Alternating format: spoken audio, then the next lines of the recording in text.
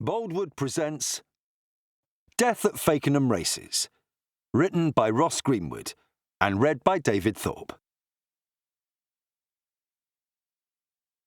To look into the eye of a horse is to see a reflection of yourself that you might have forgotten. Gillian Mears. Chapter 1. Monday the 2nd of December. The Audi's tyres slid through the gritty slurry covering the tarmac as Johnny Lowe's vehicle hurtled around the bend.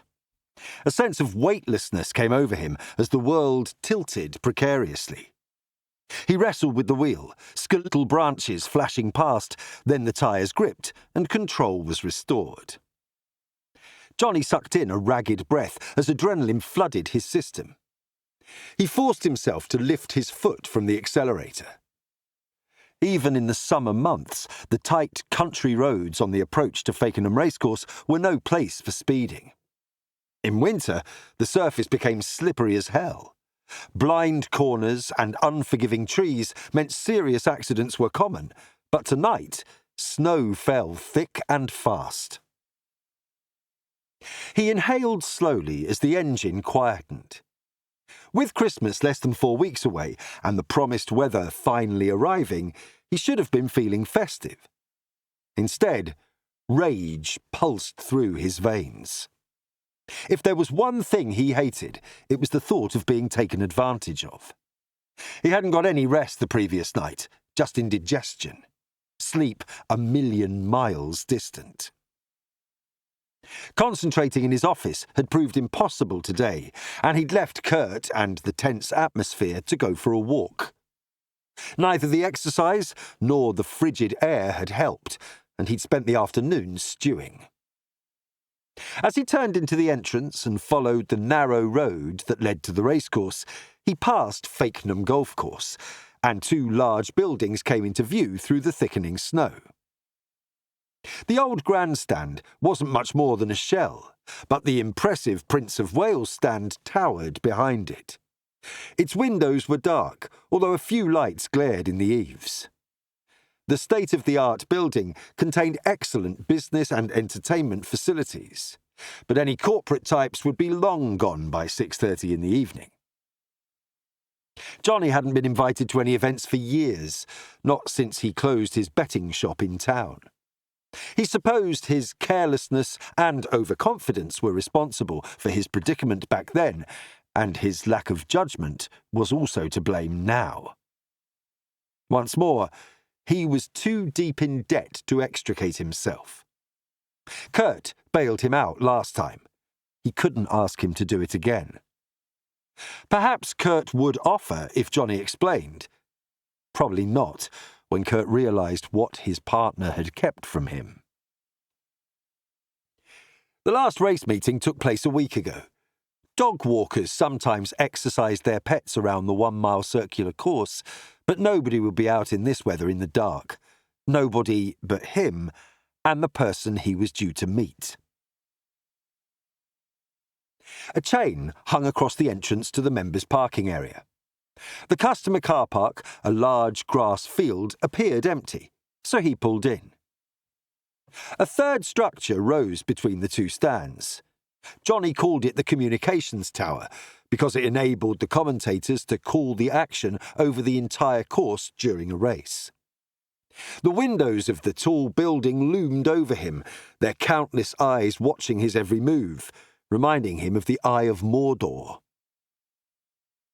Johnny could see a few tips of the tallest grass in the snow where he'd stopped at the space closest to the road. Hopefully, he wouldn't need a quick getaway, but his heart drummed in his chest, fingers stiff from gripping the wheel so tightly. Johnny flexed them as he recalled the handwritten message he'd received. I know what happened with the taciturn man. You're not the only one who was taken for a fool. I will tell you who was responsible. It won't be who you think.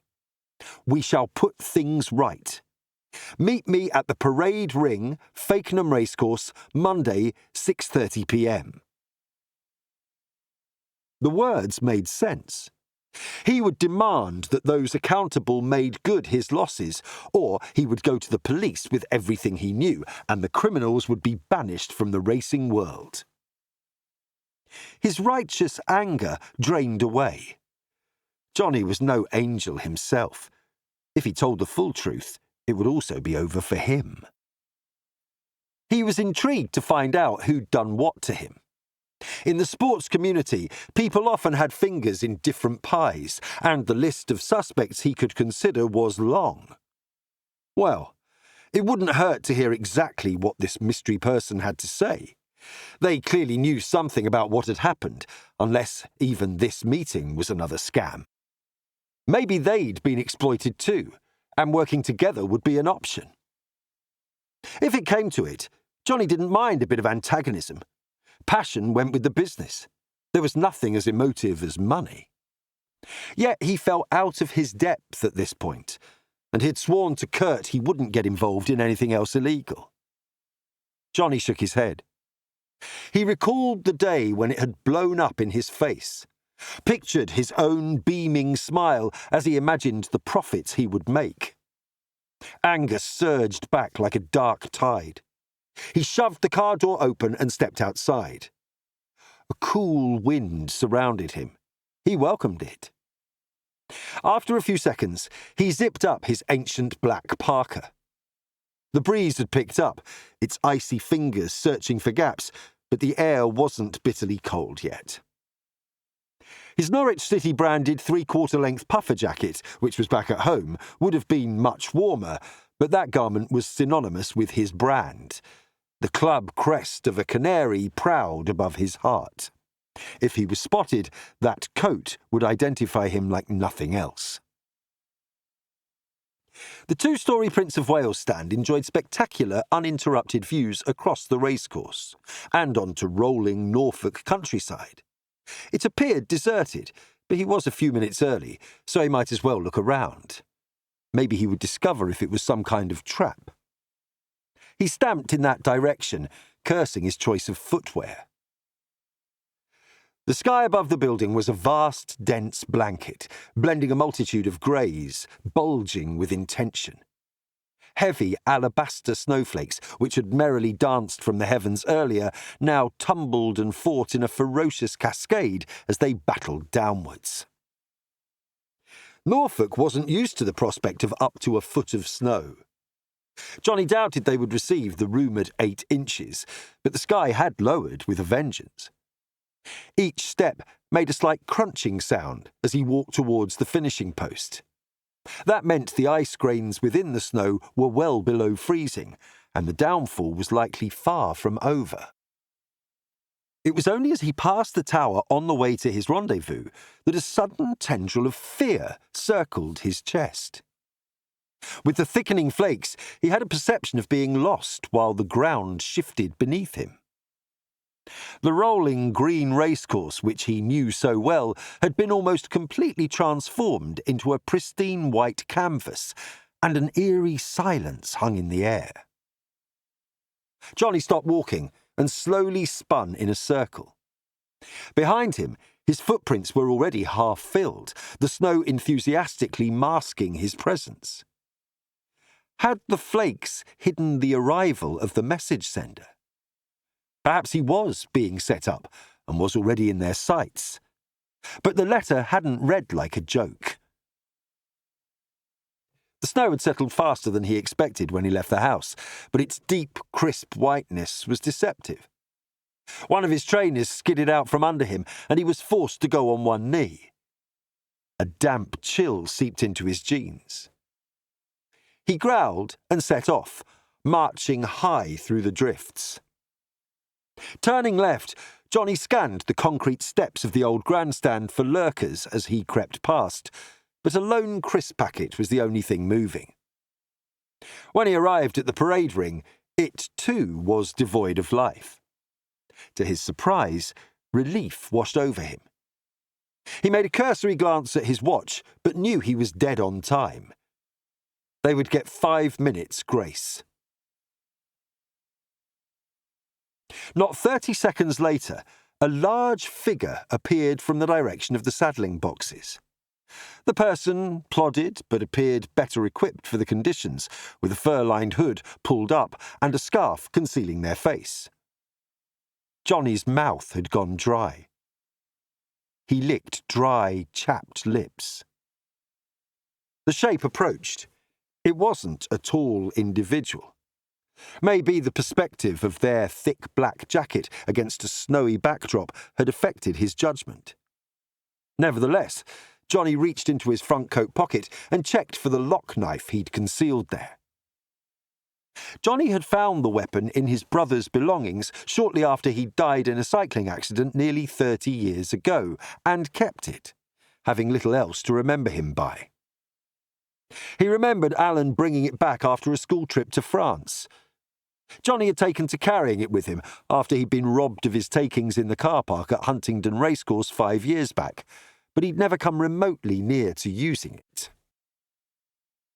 When the approaching figure stopped a little distance in front of him, even with only their eyes visible, Johnny recognised them. "You! Don't be surprised. You've been blabbing long and loud about what happened. There isn't anyone in Norfolk who hasn't heard your rumour. You're certainly grabbing attention. Some would say causing trouble." Away from the shelter of the grandstands, the racecourse was exposed. A gust of wind brought a thick flurry between them, so for a moment the figure in front of him was obscured and Johnny was on his own. His feet soaking wet, he shivered violently. "What did you want to tell me?" he shouted. Another gust lifted the curtain of snow, exposing Johnny's black-coated acquaintance, closer than he expected, who spoke shocking words in Johnny's ear. Their speech, about who had done what, lasted only a minute, but the flakes that collected in Johnny's collar, then melted and dripped down his neck, were forgotten. Johnny had been exploited, and not just once. His hand reached for the knife in his pocket again, but this time he seized it. "How do you know all this?" he whispered. Johnny couldn't believe his ears on hearing the explanation. The figure stepped away, watching him cautiously, as well they should. He felt overwhelmed, like a leaf caught in a hurricane, as a wave of helplessness swept through his mind. Johnny understood his future lay in the balance. How he reacted now would determine the way he lived for the rest of his days. The person pushed back their hood and removed their scarf. "Let's get out of this weather. We can talk in the saddling boxes. The last thing I need is the flu. I've set a plan in motion. Someone else is here. A warning has been given. There are others involved. We will all have to prove our commitment." Johnny vigorously shook his head. "I'm in deep enough already." The reply he received was spoken slowly. "Not even close." When they turned around and walked away, Johnny lifted his weapon out of his pocket and opened the blade. Adrenaline, only just subsiding after the near miss on the journey there, spiked even higher, coursing through his veins and arteries. For a second, he debated dropping the knife to stop himself doing something he could never take back. But then, his grip tightened. The blade seemed to urge him onward as he pursued the vanishing form into the swirling snow. Chapter 2. PC Jenny Groves tugged her cap back on and gave a last stern look at the couple who stood sheepishly in the doorway.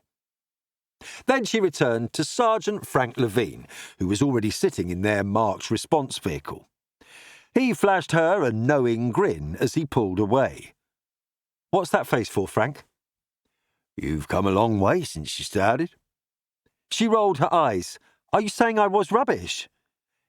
"Inexperienced is the word we're encouraged to use nowadays." Jenny chuckled, because he was right. She loved going out with time-served officers, and Frank had nearly completed his full service, all in uniform. Nothing fazed him, and she fed on that confidence, helping build her own. Becoming an officer had proven tougher than she'd expected, but Jenny still leapt out of bed each day. Every morning, as she inspected her uniform in the mirror, a smile always brightened her face. She and Frank had been called to a domestic in Hillington near King's Lynn.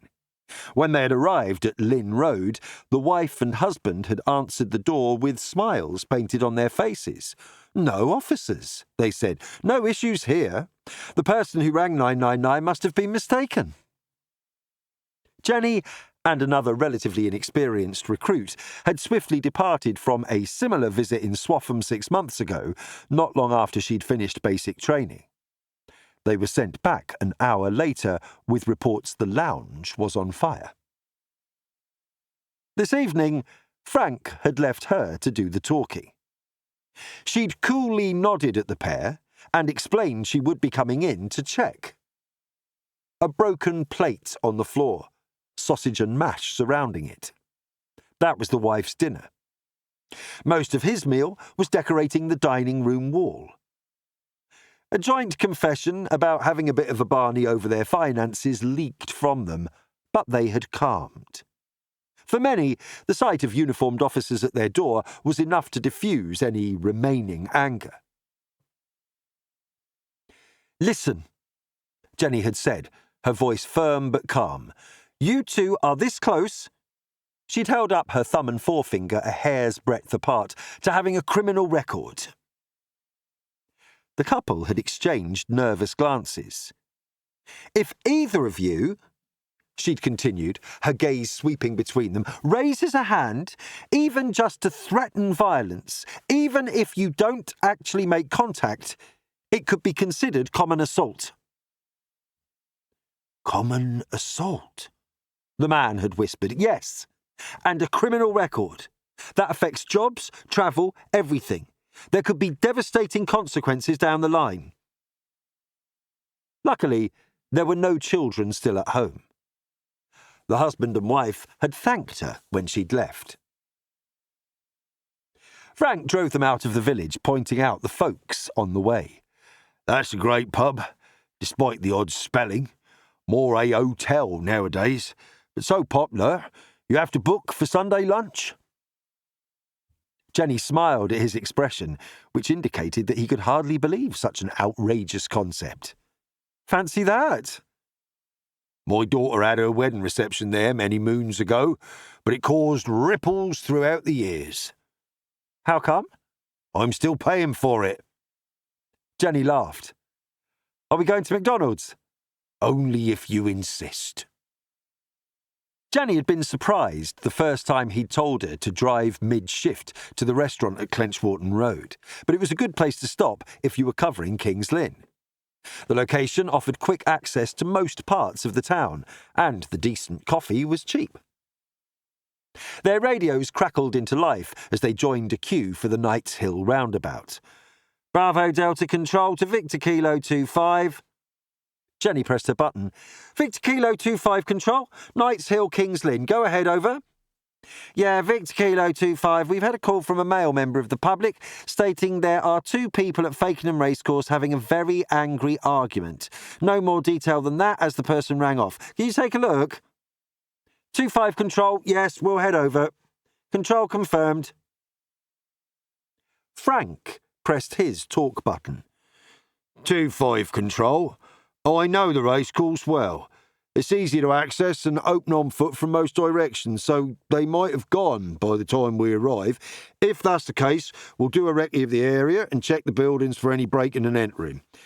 There's slow traffic on the A148, so likely the A40 minutes. Victor Kilo 25, that's noted, thank you. Frank frowned. 25 Control. Do we have a telephone number for the caller? No, the number was withheld. Likely age? Bear with me. There was a pause as Control located the call and listened. Poor quality line. Male voice. I'd say young, but it isn't clear. Frank pouted, seemingly deep in thought. Jenny entered their destination into the computer. Frank's estimated arrival time was spot on. He circled the Knights Hill roundabout, heading back along the route they'd come. The weather had been forecast well in advance, so the roads were thoroughly gritted, but the snow had become heavy. An ever larger ridge of it was building at the roadside, with the fields blanketed in a near-perfect white. Jenny recalled her first few months of response work. She'd wanted to switch on her blues and twos and screech to every incident, but officers like Frank had shown her it wasn't necessary. Run to a fire, walk to a fight, was their motto, and driving rapidly under lights and sirens could cause accidents. Chances were the disagreement would already have been over by the time Control contacted their call sign. Brawls between men didn't last long, or it might be kids messing around. If the incident was something more serious, then they'd need to approach cautiously anyway. She cast an eye over at Frank, who was driving faster than he normally would in the conditions, and took a deep breath. Chapter 3. Frank kept up a commentary as he drove. Fakenham's the only National Hunt racecourse in Norfolk. Meaning? Which means it's the only one in this county where they race over fences instead of just a flat course. Right, like in the Grand National? Not as daunting as that track, but they've been racing at Fakenham for well over 100 years. I think there's a link to the Royals with Sandringham not far away. The Queen Mother always liked to jump racing. Was there a meeting today? It seems a weird location to send the police if it's a prank call. Frank shook his head.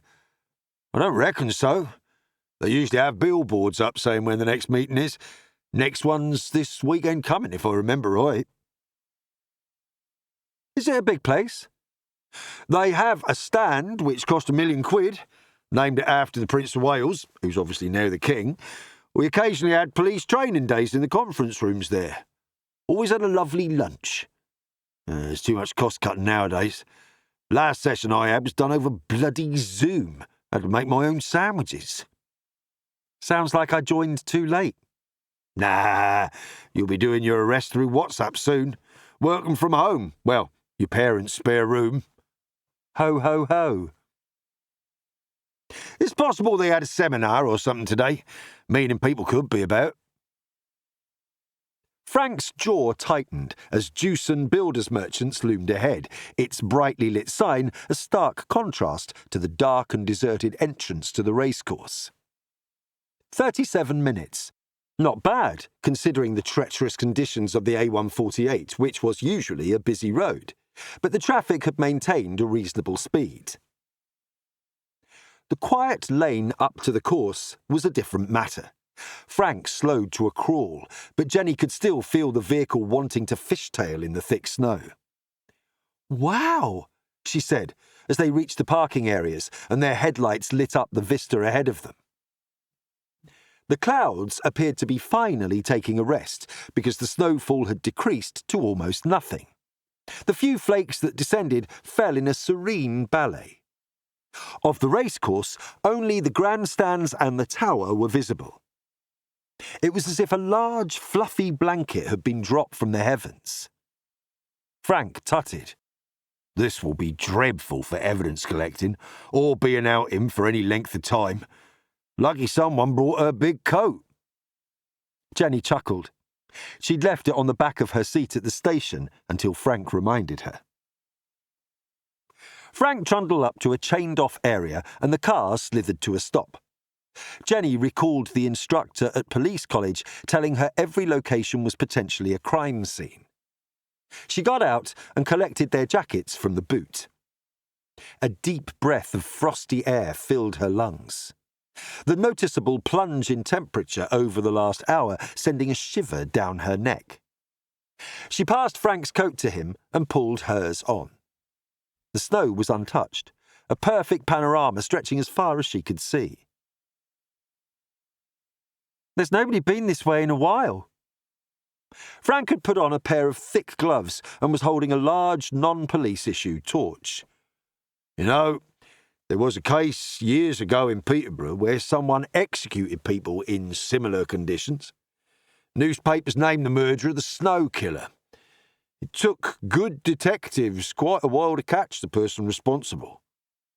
Heavy wet stuff like this will cover someone's footprints in minutes.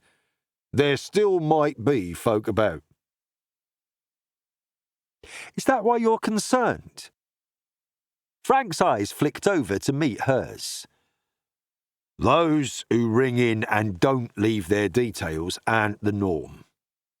I've learned the public like to be thanked or recognised for their help. Anonymous types are occasionally scared of retribution, but that doesn't sound likely here.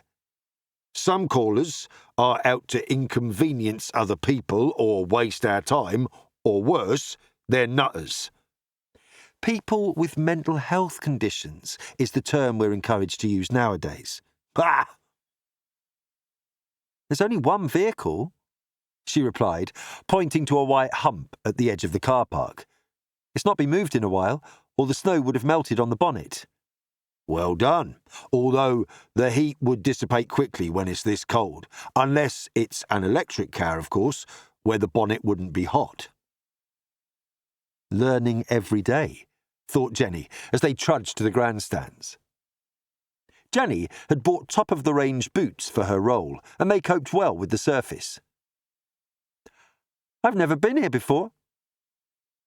Don't you live nearby in Dereham? Yeah? Well, you've been missing out. I love it. Barry Hooper's in MIT now, but when he was in uniform, we came 2 or 3 times a year. I've met him. Is he still a dick? Absolutely. Frank laughed. I like Barry. There used to be a bunch of us went all over for day trips involving plenty of beer. Barry's old school in a young body. There ain't much of that kind of socialising nowadays, although I will admit to the force being more professional. Talking of which, I'm surprised he hasn't been suspended or sacked. It's a miracle. He told me a few weeks back I looked like Margot Robbie's boring younger sister. Who's Margot Robbie? Now who's been missing out? She was Barbie recently, in the film of the same name? Frank glanced at her face. Not that I'm an expert, but you aren't the highly groomed type. I think that was his point. Jenny frowned. Jeez, Barry's such a cheeky twat. Watch out. He was probably trying to chat you up. You're kidding. He picked his nose in front of me. That's his technique. Home in on the pretty new girl. Be consistently rude to her. Then he'll do something heroic and be nice, and that'll be it. Hoops hits a 3-pointer. Game over. Hoops? It's his nickname, or at least he reckons it is. He likes basketball. I thought only 17-year-old YouTubers have nicknames like that. I'd rather sleep with the Yeti.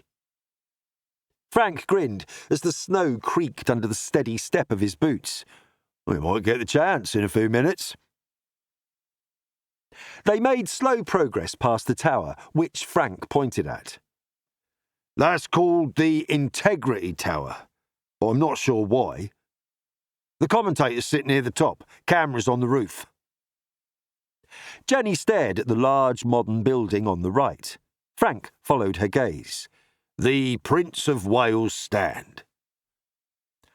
I was kind of expecting to see or hear horses. They only come for race days. There shouldn't be any nags or horse racing types here. Hang on. Frank pressed his radio.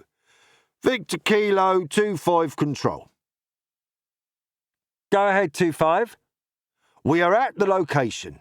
Untouched snow in view. One vehicle likely not moved for a while. Any latest? That's the negative. Understood, control. Checking the buildings. Frank smiled at the small torch in Jenny's hand. They're good for looking under beds, but not much out in the wilds. Duly noted. Without warning, the snowstorm picked up again and the air became thick with swirling flakes. All sounds were muffled to a gentle whisper. Frank peered around him with mild concern. Visibility had been cut to little more than 20 metres. "Here, take my torch. Check out the new stand. This place looks deserted, but there could be addicts looking to get out of the cold or burglars looking for computer equipment. Anyone gets in your face, hit them with that, then straight on the radio." "Where are you going?" "I'll search the old stand, but it's basically an empty, open-sided building, so it won't take a minute. The betting and parade rings are further on. There are toilets and a couple of restaurants, and the weighing room's over there too, so head over once you've done." Jenny made an OK sign with her fingers, but Frank was already striding into the spiralling snow. Within seconds, he'd disappeared, leaving her alone. Jenny hefted the torch, steeled herself, then walked in the opposite direction. Chapter 4. Jenny made her way up to the glass-fronted building.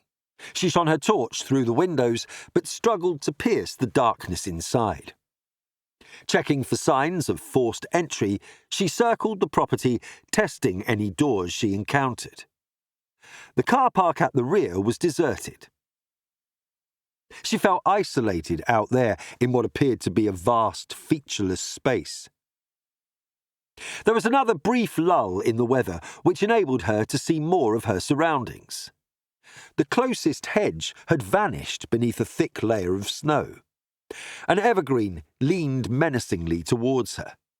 She imagined someone hiding under the laden branches, waiting for the perfect moment to strike. Shivering, she pressed talk on her radio. "Prince of Wales stand appears untouched, no signs of life. Paths are clear, no tracks in the snow." Except mine, she thought.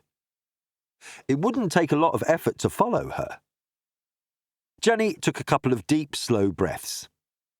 The chances of people still being around were slim. She should get back to Frank. He had the bigger area to search. The downfall abruptly ceased, almost as if a switch had been flicked. She could make out the rails of the course, which were lined with snow, and the white panorama beyond. The raised view in front of the stand allowed her to pick out ominous shapes at regular intervals. Fences, she guessed, stretching off into the distance. Now Jenny had a greater visual range, she realised there weren't a vast number of buildings. She had been to Aintree once for the first day of the Grand National meeting and never quite known where she was. In fact, she didn't remember seeing many horses except on screens. She had seen the bar staff on regular occasions in the marquee, though. Peering left, she spotted Frank's high-vis jacket near a circular area about 200 metres away. "Hey!" Her shout had no power, as though the elements stole its energy. Frank still gave her a thumbs up. He'd be hating the weather. He had confided in her during their last shift, mentioning that since turning 50, the cold bothered him. Yet, even with his iffy hip, his instincts remained razor-sharp, and Jenny found his calm invaluable. The biting wind made a soft howl as it passed the cornices of the grandstand. Just before she reached the building, a flicker in her peripheral vision sent her head whipping around. The wind swirled across the empty expanse, scratching at the exposed skin on her face. Her searching gaze found nothing except a lone newspaper sheet dancing across what was probably a path. She edged forward. The urge to draw her parva spray was strong, but the torch was as good a deterrent as any. Frank would only give her grief if he spotted her tiptoeing past the edge of the building ready to rumble, but the fleeting dark image refused to fade from her mind. She spoke into her radio. "Frank, I saw movement, a black shape. Could have been something like a rubbish bag, but I don't think so. I'm heading towards what appears to be a small bar or restaurant. I'll meet you behind the stand. Over. There was a crackle, but other than that, radio silence. Jenny's skin contracted. Frank, are you receiving? After a few seconds, she swore. The radios weren't faultless, and they were in the middle of the countryside in severe weather, so it might be a signal issue, but her gut said otherwise. Victor Kilo 25, control. My partner isn't responding to his radio. Can you give him a buzz for me, over? 25, in progress. There was a pause for a few seconds. 25, no reply. OK, I'm going to look for him. I'll report back within a minute. Understood. Fuck, she whispered, as her steps took her past the swanky-looking establishment, which she noticed was called the Cool Roxy Bar. A sudden flurry of white flakes blown from the bar's sloped roof momentarily obscured her vision. Frank, she hollered, I'm coming around the corner.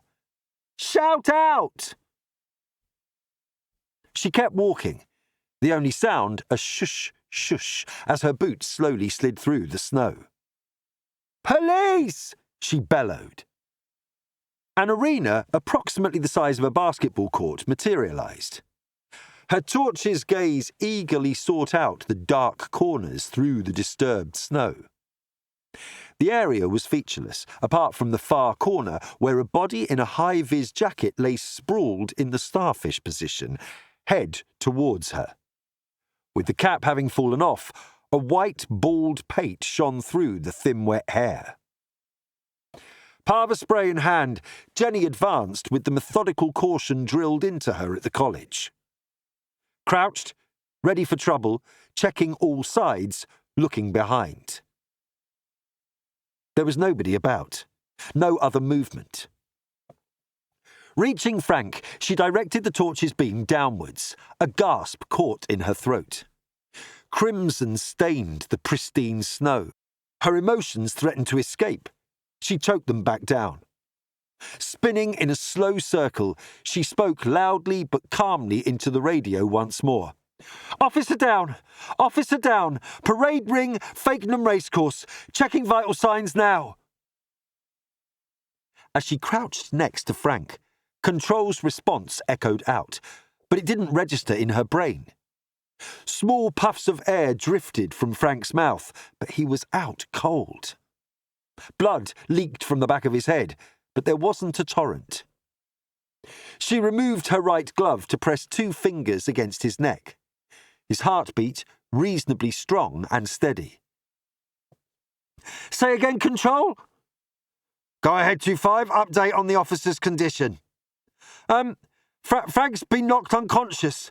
Pulse stable, breathing fine. He's prone in the snow and is freezing here. She glanced around. There's nowhere to take him. There followed a brief pause, which she had come to find reassuring, the sign of an experienced mind processing the facts. Understood, 25. Ambulance ETA, 22 minutes. Try to keep his head out of the snow. Has he fallen, or do you suspect an assailant? Jenny had worked in control herself. She knew exactly what they would need to know. I came across the body. There could have been someone else here before I found Frank. I thought I saw someone. They may have hit him. She shone the torch around again. The gloom seemed to have encroached, despite the surrounding whiteout. I guess he could have fallen because it's really slippery. Access for responders is okay via the Jewson entrance to the racecourse. There should only be 2 cars parked up when they arrive, ours and the one we reported under heavy snow. Direct response straight towards the communications tower, but bear left and walk past the Cool Roxy Bar. They'll spot us. Be vigilant. Closest patrol vehicle, ETA 14 minutes. Wait, I can see 2 different sets of footprints converging at the point where I found Frank. OK. There's only one set leading away. Chapter 5. Detective Inspector Ashley Knight closed her laptop and let out a deep breath. That was the last of the preparation for her team's end-of-year appraisals. She had until Christmas to deliver them, which wouldn't be a problem with their current workload. The clock on the wall told her it was gone 8 p.m. and time to go home. The only other person in the open plan office was DC Barry Hooper, who'd spent most of the previous hour gawping out of the window. She whistled at him to get his attention. "I take it you're on till 9? "Correct." "Planning to do any work or just watch the snow?" "I haven't decided." She left her seat and stood beside him. "Damn, it's really settled." "Yep, the roads won't be great back to our neck of the woods." Barry lived a couple of villages up from Ashley's home in Cromer. She knew straight away what he was getting at. "Oh dear, Barry, your Honda Civic's really going to struggle, and I was just thinking how bright and shiny it was now it's been repaired after the typhoon case." "Give me a lift?" "I would. In fact, I'd love to. But I'm leaving now. Shame." Ashley and Barry had enjoyed, if that was the right word, a brief fling when she'd been a sergeant. But their work relationship had survived. He glared at her. "You used to be nicer." She smiled sweetly back. "You used to be taller." Detective Chief Inspector Vince Kettle popped his head out of his office before the conversation deteriorated. "Ashley, a quick word." Kettle was a bald, well-respected, no-nonsense DCI who put in even longer hours than Ashley. She avoided Barry's death stare and strolled to speak to her boss. He sat behind his desk and drummed his fingers on the surface. "Take a seat, please. 2 things have occurred." Ashley couldn't help her gaze slipping to the wintry scene outside. "Don't worry," he said. "There are no tasks for you tonight." "That's a relief. Although I'm sure your new car would have coped." "Very flash. What is it?" "A BMW X1 M35i. 0 to 60 in about 5 seconds, leather interior, in case you wanted some details." Kettle seemed to scrutinise her for a moment. He missed little.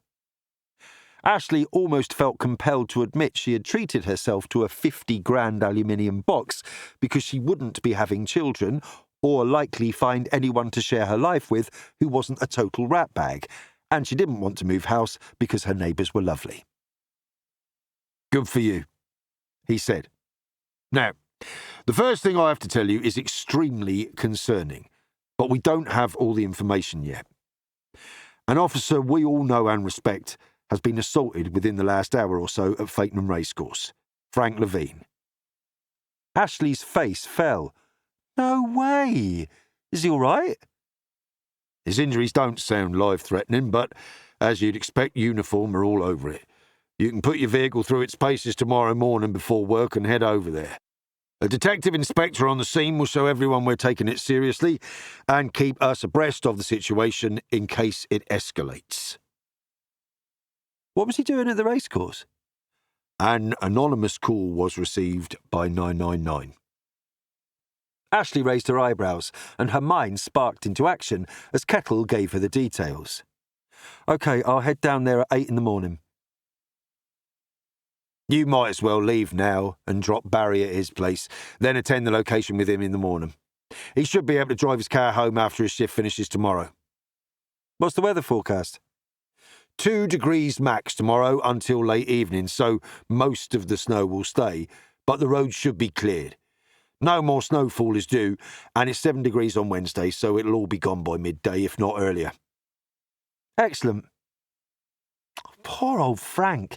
He's planning to retire soon. "What's the other matter?" Kettle leaned back in his seat. "How do you feel about Hector returning?" Ashley grinned. Detective Sergeant Hector Fade had been on the fast-track promotion scheme and a popular member of their department, recognised as a star of the future. I'd love that, but I don't need any more sergeants. As it is, I'm one too many when B returns. You won't have to be concerned about that. He'll be a detective constable again. Chapter 6. Ashley wandered back into her office, feeling stunned after hearing Kettle's explanation. Barry had finally returned to his computer. He looked up. You all right? Yeah. I'll do you a deal. I take you home in my new car now, and you act like a human being for the rest of the week. He tipped his head to one side. I think I'd prefer to walk. Shut up and get your coat. They went down to the car park and got in Ashley's vehicle. Try not to touch anything. Jeez, fancy being so precious about a possession. Ashley didn't rise to the bait. Barry loved things, not people. They set off and were pleased to see the roads empty, but the grit on the quieter sections was losing the war against the settling snow. Ashley couldn't help smiling.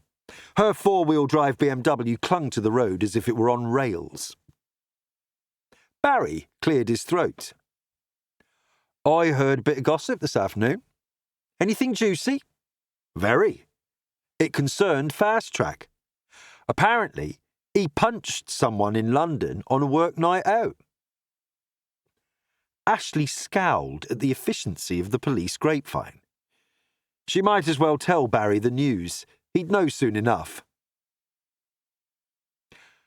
I think the altercation was a bit of handbags, but Hector has taken responsibility for his actions. He was out of order. His role had practically finished there anyway, so he's coming back to MIT. A physical bust-up was the last thing she'd expected to hear about Hector. Kettle hadn't told her what the fight had been over, but she could hazard a guess. Wait a minute, said Barry. Whose team is he going on? Ours? Eh? We have Jan and Emma. We don't need another sergeant. Ashley gave him a tight smile. More pressing news is someone assaulted Frank Levine tonight. He and his partner attended an anonymous call concerning an angry exchange at Fakenham racecourse. Frank received a whack over the head. Shit. I hope he's okay. Hopefully just a concussion. I'll pick you up tomorrow morning at 7:30 and we'll attend. CID will have the case unless there's more to it. The crime scene's going to be tricky with this weather, but they'll need to start somewhere. What happened? When they arrived, nobody appeared to be there. They split up to check the buildings, then his partner found him on the ground. Barry pondered the information for a few seconds.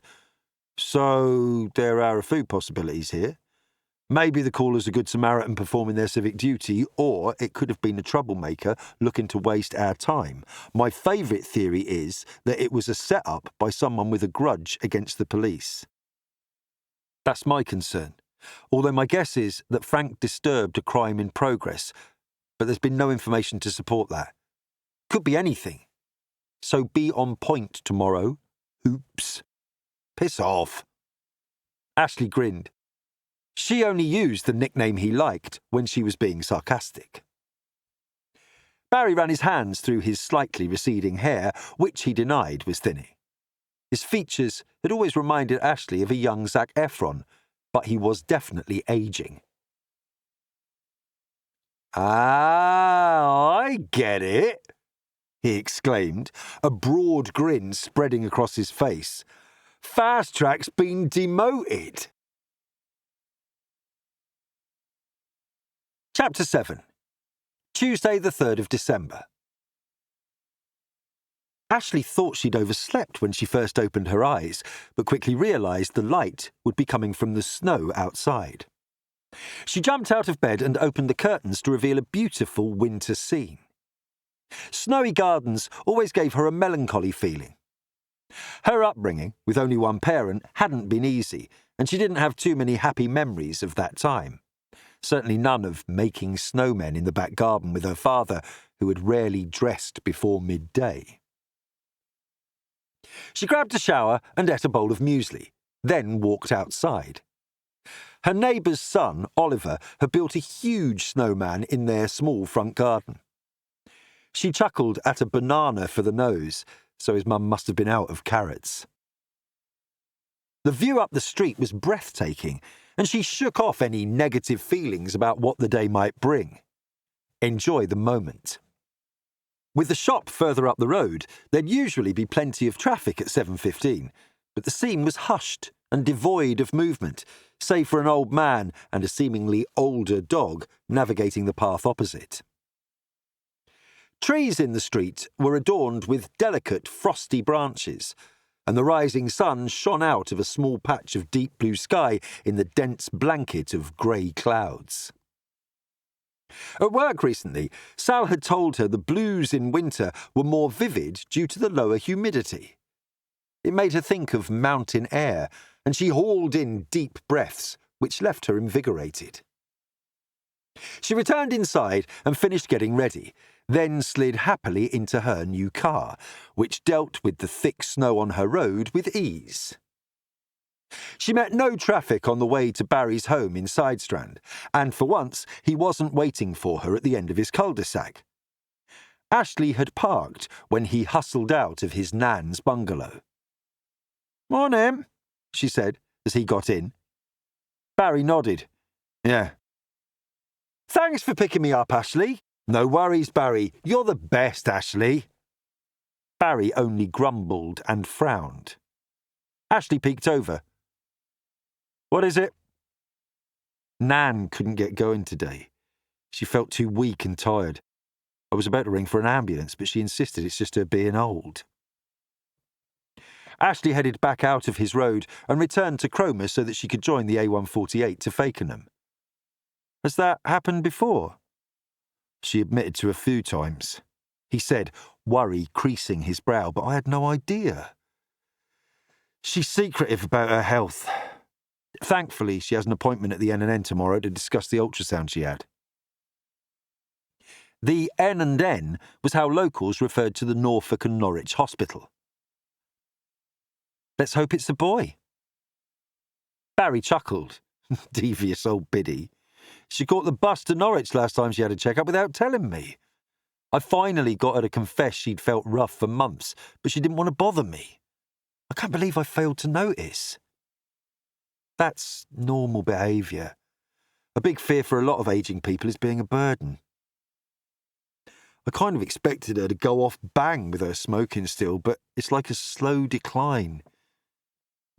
She's terrified of ending up doolally in a home, begging to die. What was the ultrasound for? Carotid artery disease. Sounds serious. Why don't you take her to the hospital appointment? I'm working. I'll pick her up when my shift finishes. I know your ego struggles with the concept, but there's a slim chance we could function without you. Be with her. Barry twisted slightly in his thick coat. Thanks, Ashley. Once they reached the busy roads, the grit and traffic had kept the route relatively clear, and they made reasonable progress. Barry swiftly clicked into work mode and rang the hospital for an update on Frank. He was informed he'd spent the night under observation without incident. Ashley drove slowly through the entrance for Fakenham Racecourse and trundled through the snow to the car park nearest to the office. She pulled up beside a CSI van, which had the engine running. A Vauxhall Insignia, which Ashley guessed was a detective's pool car from CID, was parked next to it with someone in the driver's seat. There was another vehicle fully covered by snow and what they could just make out as an empty police estate stopped by the chained entry to a car park. Ashley got out at the same time as the driver from the Insignia. He was a young man she didn't recognise. "Morning, I'm D.I. Ashley Nye, MIT. DC Jake Parnell, Mum, CID. Ashley shook his hand, which was a little limp. "Is your partner at the scene?" "No, we have manpower problems today with this weather. They've left me to sort this out. I suppose they aren't confident of success with the snow here, and there were a lot of thefts and burglaries yesterday with the poor visibility." OK, no problem. Ashley smiled at him. He had a round, friendly face and light brown hair in a side parting. He seemed like the type of guy you'd want your daughter to date, apart from the fact he was a police officer. Have you been in CID long? Parnell shrugged. A year?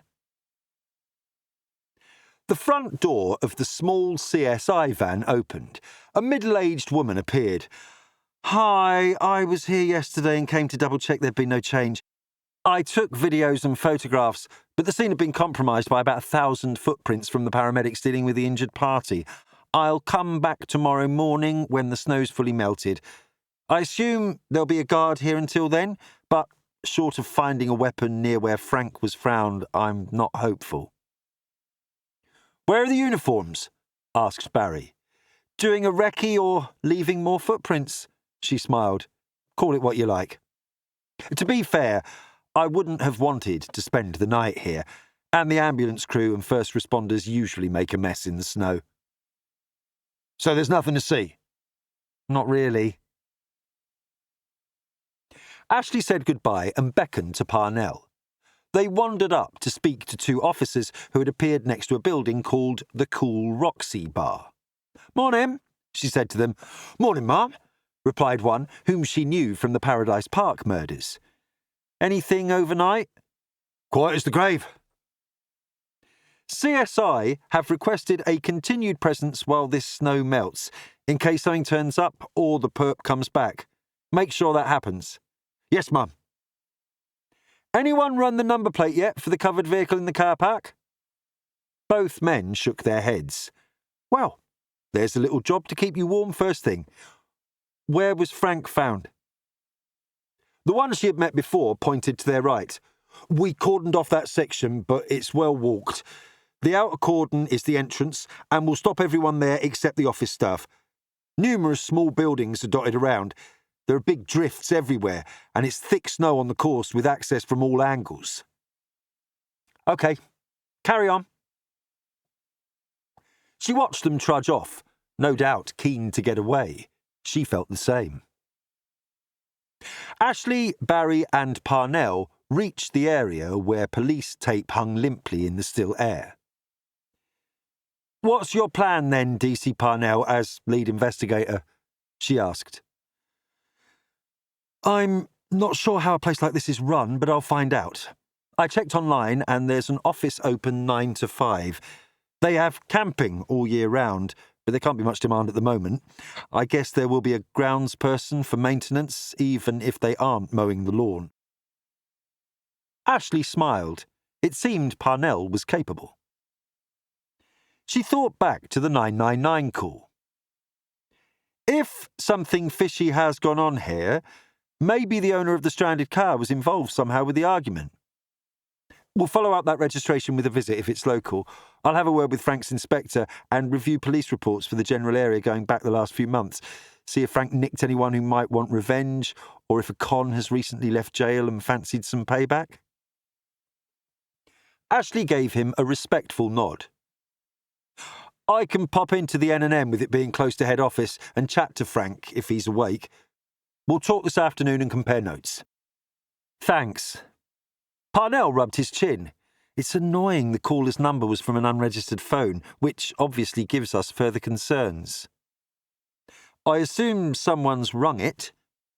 The phone's been turned off ever since the call was made.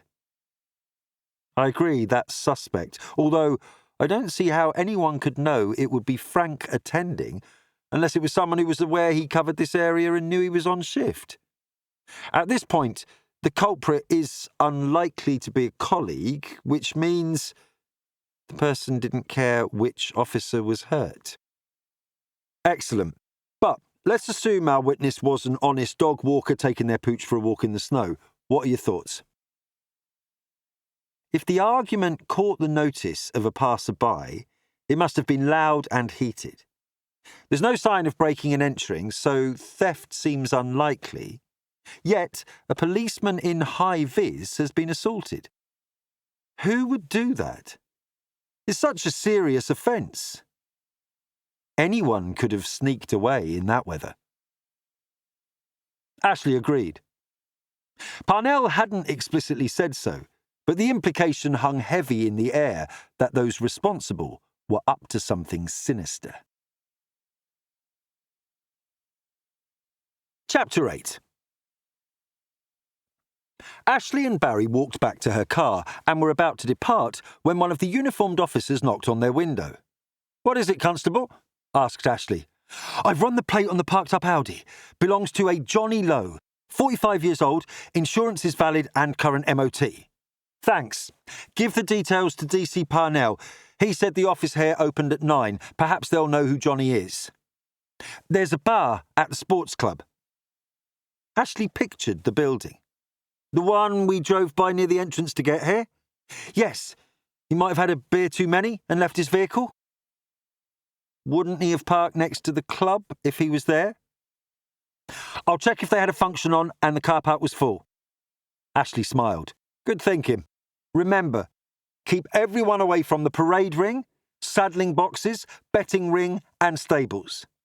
The staff can hopefully return to business as usual tomorrow afternoon, but not until then. This snow is nearly a foot thick in places, even where it hasn't drifted." "Should we shovel the snow?" "Where would you start?" The officer glanced around at the expanse of white. "That's a good point. I'll request a dog for searching, but a bloke and his 2 kids are missing in the marshes, so it's unlikely we'd get them until tomorrow. By which time most of the snow would have melted here." "Right." Barry stated the obvious as she pulled away. "That's a confusing crime scene." "True. We have no idea what's gone on.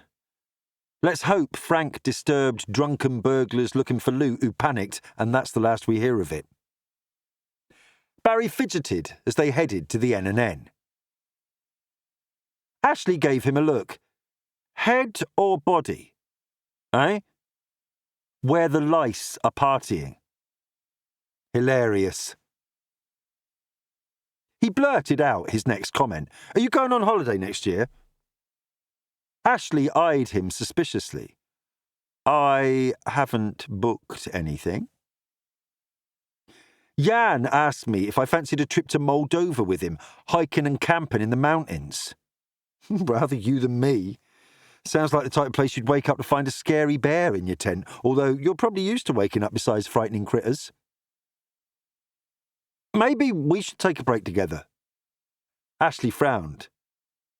"Do you mean go to a hotel where we have separate rooms and you agree to behave like a gentleman?" Barry tutted. "I'll have to hope the Moldovan wildlife is pretty." Again, with empty roads, reasonably swift progress was made.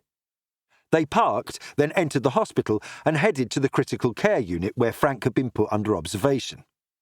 He was awake, but groggy. A nurse ordered them to keep their visit short. "Morning, Frank," said Barry. "You'll get him next time." Frank hitched himself up. "I've got a bigger hangover than when we went on Gary from Custody's stag weekend in Amsterdam." Even Ashley remembered the state the male members of her team returned him from that. Barry curled his lip at the memory. "Must have been some whack." "Did you see anything or anyone, or don't you remember?" "I saw nothing and heard nothing." Frank scratched his stubble. "That's it for me. Game over." "Don't say that, mate. We all get crept up on. It comes with the profession."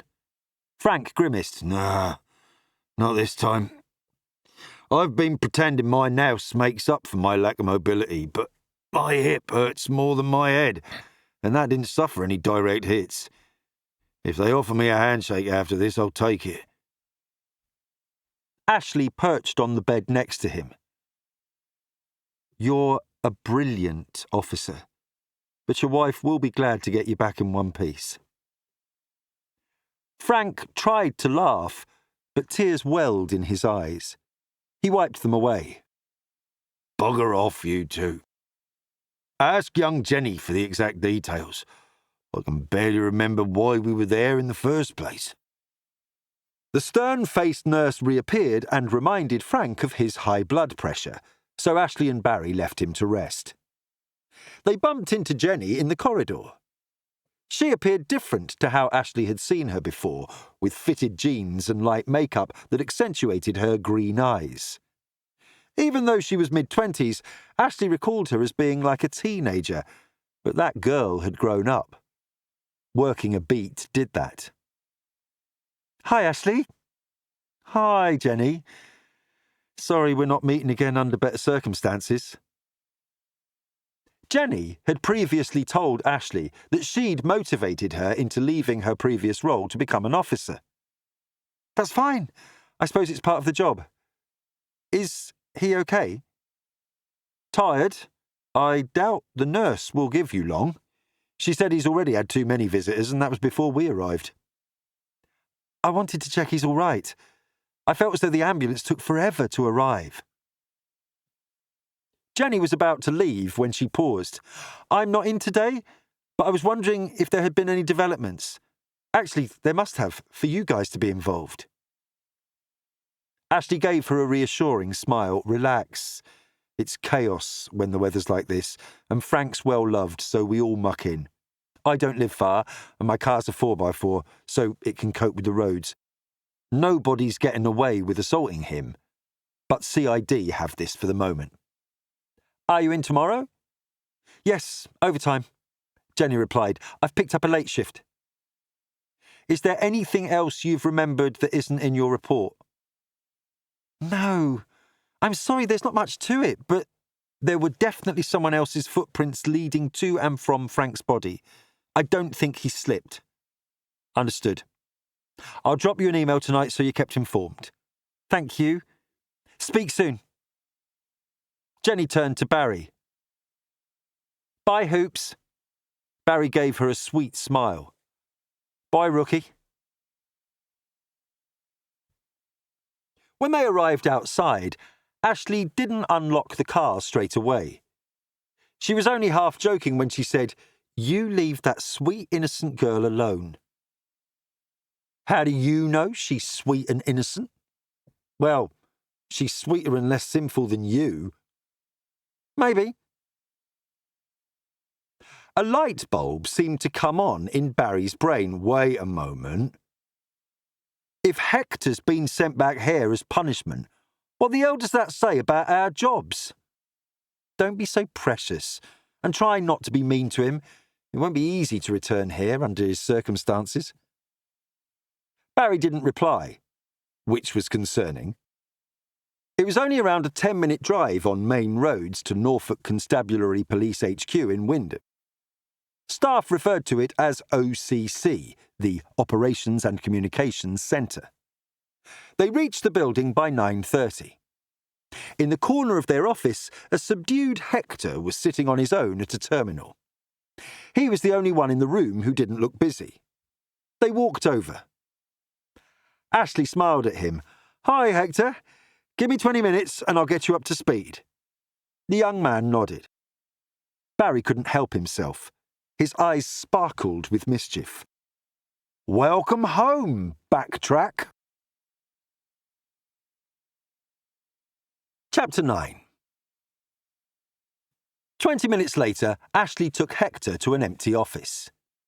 In a way, he had been her protégé. Well-spoken and overconfident of his view of life, he'd experienced some tough lessons, learning the hard way, but progress and development had been rapid.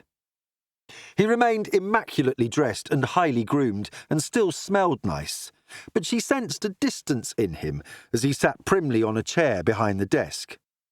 He rested his chin on his fists. "Did you hear what happened to me?" "I'd like to know your version," Ashley shot back. Hector puffed out his cheeks. Then he shook his head. "It's embarrassing." "Excellent." Hector stared at the wall. "We went out for drinks to celebrate the end of the first phase of the project. Our work had been a success, but a few of us were leaving, including DCI Sarah Cox, who'd been running the operation. The guy from our team who started dating Gabriella after we left Norwich got steaming drunk and started bragging. You understand, being vulgar. I told him to be quiet. I assume he didn't listen. No, he became obstreperous. That's a new word for me. Noisy and difficult to control, Hector explained sarcastically. Red mist came down, which led to a bit of shoving, some pushing, maybe a little punch. Hector wasn't one to avoid eye contact for so long. A reasonably big punch? Ashley knew the answer before it came. Yes. You're lucky not to have been dismissed for gross misconduct. Cox was there. I think she'd already had a word with the guy to stop his comments before I hit him. He would have been in trouble for his misogynistic remarks, so he was happy to let the matter slide. But the incident reached Cox's boss anyway. They allowed me to choose returning here as punishment for my scuffle. What were the other choices? Leaving, or... Actually, that's it. Well, you've been fortunate. I reckon someone upstairs realised that in providing and paying for the alcohol, they were partly culpable. This seemed a fair solution to all concerned. I'm surprised you didn't quit. I almost did, said Hector flatly. Perhaps I still will. Ashley reached over and squeezed his arm. Let me guess. You want to leave on your own terms, even though dealing with Barry and others like him might be difficult. Hector slowly returned his gaze to her. Yes, but I also have to accept I was in the wrong. I need to face up to what I did. They hinted I could regain my rank if I performed well here. Well, we have nothing exciting or dramatic right now, just tying up another county lines case. I heard Frank Levine was attacked. That's true, but it's CIDs for the moment. Settle in, show your face, get any mickey taken out of the way, demonstrate you're serious and ready to be your brilliant self. I have a feeling the Frank thing might escalate. Why is that? Because I'm great. Ashley chuckled. Welcome home. Try not to worry, I'll have you back on track. Hector finally managed to smile. Don't you start. Ashley beamed at him. Where are you staying? I've been at my aunt's since I was suspended. You can imagine my father's response. Ashley didn't want to think about that, with Hector's father having been high up in the Met before he retired. You'll be all right. Trust me. Ashley tried to give him a reassuring look as they left the room. The afternoon went swiftly as she delivered one-to-ones with her team. It wasn't until her phone rang at 4 that she remembered Parnell was going to call to update her, or was it vice versa? Afternoon, Mum. Thanks for ringing, Jake. Any news? Well, some. Even though it's getting dark, the rising temperature means the snow's starting to melt. There are drifts everywhere where the wind blew it, so it's possible a clue will show up. Sadly, no CCTV at the course except at the reception. There weren't any events at the sports club, and Johnny Lowe isn't a member. We need to find something, or whoever assaulted Frank's probably going to escape scot-free. Bit premature for that, isn't it? I'll only be given a few days to investigate, but without anything concrete, other cases with a higher chance of conviction will take precedence. Ashley tutted, but he was right. CID didn't have the resources MIT had. Fair enough. Where's your focus then? I've arranged to meet the clerk of the course at 9 tomorrow to obtain the full picture of what happens when racing isn't on. He's worked there for 28 years. The camping part is open year-round, so folk are coming and going at all times. Surely nobody camped out in that weather. No, but I discovered a camper van stayed that night. We'll check out their story. OK. Anything in Frank's arrest history to indicate this might be revenge? You know Frank's rep. Even the people he nicks like him. His inspector said he'd have someone delve further, but he agreed the public wouldn't have been aware he was on duty in that area. At this point, the only lead we have is that stranded car. I've just been to the registered address in Great Ryborough to speak to Johnny Lowe. His partner answered the door, a guy called Kurt McAdam. He told us Johnny Lowe was away for a day or two. I asked for a contact number, which he grudgingly gave, and I've tried a few times, but it goes straight to voicemail. Did you ask why his boyfriend's car would be at the racecourse? Of course. He reckoned he often has business there. Any explanation why his motor would be abandoned under a foot of snow? Maybe he got stuck and grabbed a lift. I was told the car's been playing up lately. Apparently, Johnny regularly stays at various friends' places. Wouldn't he have texted to let his other half know? Ashley considered the scenario for a few seconds. Kurt gave too many reasons. Definitely sounds dodgy. Yeah, but not illegal. I was tempted to mention someone assaulted a police officer there, but the incident hasn't been released to the press yet, so I kept stum. I'd say Kurt presented as cagey, if not outright lying, but perhaps they just had a row. Johnny is bound to turn up, so I'll get to quiz him eventually. Maybe Kurt will need interviewing, but we'll see. Great work. Keep in touch. Eager for a full night's sleep, Ashley fired off a quick email to Jenny, updating her on DC Parnell's investigation. She then grabbed her coat and headed home, bumping into Hector in the car park. How was your first day back? Actually, rather decent. Even Barry went easy on me. I need something juicy to get my teeth into. Show everyone I'm still useful. A tricky case will come up soon. They always do. Let's hope so. Good night, Hector. Ashley watched him drive away. Tomorrow, she suspected, would give him the opportunity he desired. Chapter 10. Wednesday, the 4th of December. Head groundsman Stephen Hill tried to relax as he arrived at work. Wintry weather always made him nervous. He had an irrational fear that when it thawed, he would arrive at the racecourse and find a landscape from a World War I battlefield. There was still only one other vehicle parked up, the Audi that had been there for a few days.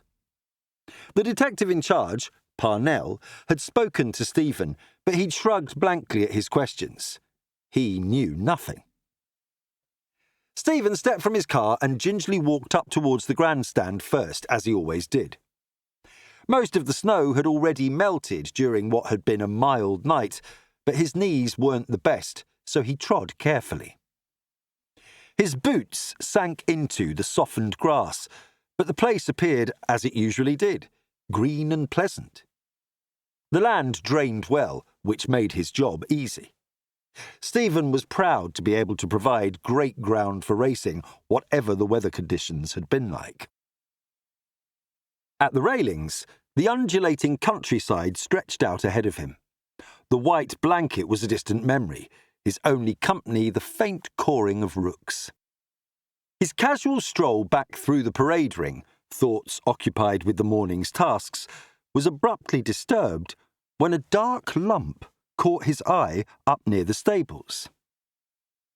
It was sticking out of the last of the snow, where it had heavily drifted against one of the walls. His pulse quickened as he took a few steps forward and swiftly realised it was a person's shoulder. Drunken punters occasionally collapsed in the quieter corners of the course after a long day's drinking, but there had been no racing. Stephen, ever a practical man, knew there was nothing else to do but have a look. He approached the prone figure, its form obscured by a thick black coat. The hood was down, revealing the back of a man's head. Stephen removed his beanie as a sign of respect, the winter air biting at his own exposed scalp. He grew up being heavily chastised by his religious parents for using the mildest of swear words, and the habit hadn't emerged as an